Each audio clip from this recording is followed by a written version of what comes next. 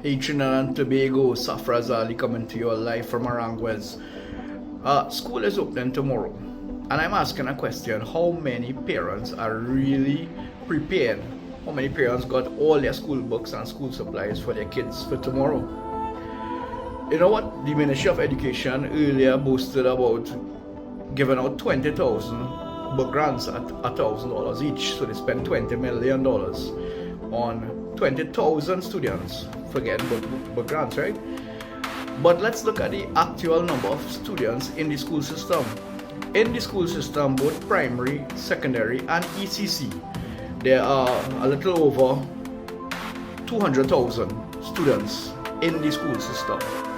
So if you give 20,000 students book grants and you have 200,000 students in the school system, that means you only were able to help out 10% of the students. So what happened to the other 90% of the students? Granted, you have some well-to-do parents and some middle-income parents who might have been able to get the books and so on. But imagine my friends, 180,000 students and their parents will have been fighting to get their books in time for tomorrow, right? Now, my question to you all is this. The late Patrick Manning came up with a very good system, I think it was 2007, 2008, somewhere around there, concerning the school books rental program. I was a teacher in the system at that point in time, and I can tell you firsthand that system was working very well, the textbook rental program, right? That was working very, very well. So much so that when Kamala Prasad took over the government in 2010, she continued with the program. And she bought new books. It's like every 4 years, I think it was every 3 or 4 years, they changed the books because of wear and tear and so on. And she would have authorized the changing of the textbooks and so on, spend the necessary money, so that each and every student, both in the primary and secondary school, got school books and were able to start the term in a very prepared manner. And that policy discriminated not. It didn't discriminate against rich child, poor child, middle income child. Everybody got the school books, right? And that would have helped all parents.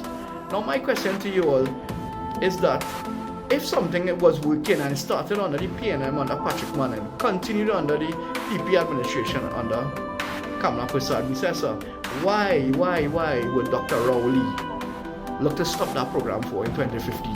Why? Anybody can answer me that? That system, that textbook rental program was working very, very well. And he came and stopped it, and you know what? Caused undue hardship on parents every single academic year. In that July, August, parents are scrambling to get textbooks. Look, a good Samaritan just dropped off 2 booklets of books for me to carry for a parent in Mount Lambert, right?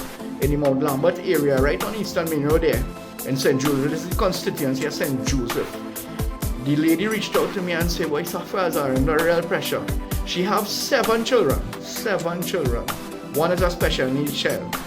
She wasn't able to get books for 2 children, a 7-year-old and an 8-year-old. And she reached out to me just yesterday, and I said, "So late, you're coming to me with this." So I said, "Well, I'll see what I could do." And I was able to call a person who she doesn't want to be identified, and she through her network she was able to work a miracle, literally, and I want to thank her for that. And she just dropped off the books, and I'm going to drop it for that parent in a bit, right? The point I'm trying to show is that you give out book grants to 20,000 students. You have 200,000 students in the system. So you give out book grants for 10% of the students. What happened to the other 90%? How are they making out? My brothers and sisters, the math's not mathsing. And I keep saying we have to unite. Please, I'm begging you for your children's sake. This can't continue as it is. The textbook rental program was working, and all of a sudden he stopped it. Why? Because Patrick Manning started it. Is it because the PP government continued it? Why? Why stop something that was working very well and that was bringing ease to parents and students alike? Guys, this is Safraz Ali signing off now. And until our next time, we will be in contact again. But please wake up and be aware. A general election is coming soon, and this finger here will decide whether we improve as a country or we stay with the same system for the past 9 years. Take care. God bless.